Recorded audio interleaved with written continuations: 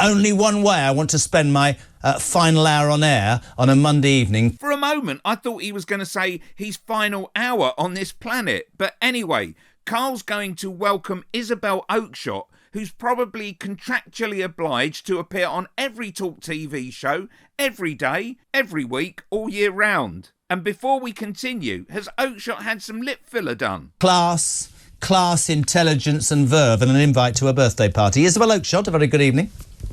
Hi. These stories about people having to basically drive people to hospital or even drive themselves to hospital are getting increasingly common, aren't they? I was contacted last week by... Wow. So no small talk, Isabel straight into her monathon.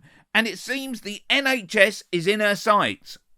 A very senior cancer doctor who had gone to the aid of someone who collapsed at a London tube station.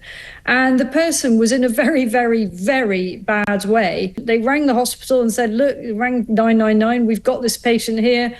And they were told, can you drive or take a taxi of this stranger to hospital? I mean, this is what it's basically come to. It's a sort of volunteer service now. I always love the fact that we can be as candid as we are on this station. So what's the angle here? The NHS is broken?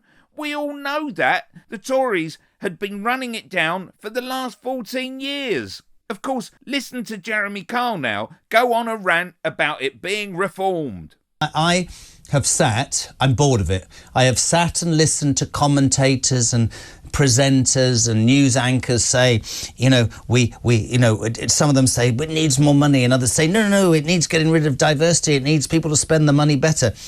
I'm going to go further. I think that the NHS needs to be knocked off its bloody pedestal, Isabel. I think people need to stop revering something that, yes, has a great reason behind it. I think the minute you criticise the NHS, people jump up and down and say, well, don't forget the doctors and the nurses, and they're all doing a great job. But the fact of the matter is, and I said it earlier... Yeah, what is the fact of the matter? Because what you've said already sounds like a pile of shit. But go on, Jeremy Vile. It's not fit for purpose. We've got a massive population, we've got an ageing population, but most of all, in my mind, this will go down like a lead balloon, not with you. All together now. It's the immigrants that are taking up all the NHS places, and that's why you can't get a hip replacement. We've opened it up, because it's free of source, to anybody, everywhere. I got told by a trust chair not half an hour ago that most of the people that come over to this country and are illegal or economic migrants are getting the treatment before the people who were paid in for years. It doesn't make sense, Isabel. It doesn't. I'd like to see proof of that, Jeremy, but there you go. Immigrants are to blame for everything. So if you can't find your socks in the morning, you know what's happened. The immigrants have stolen them.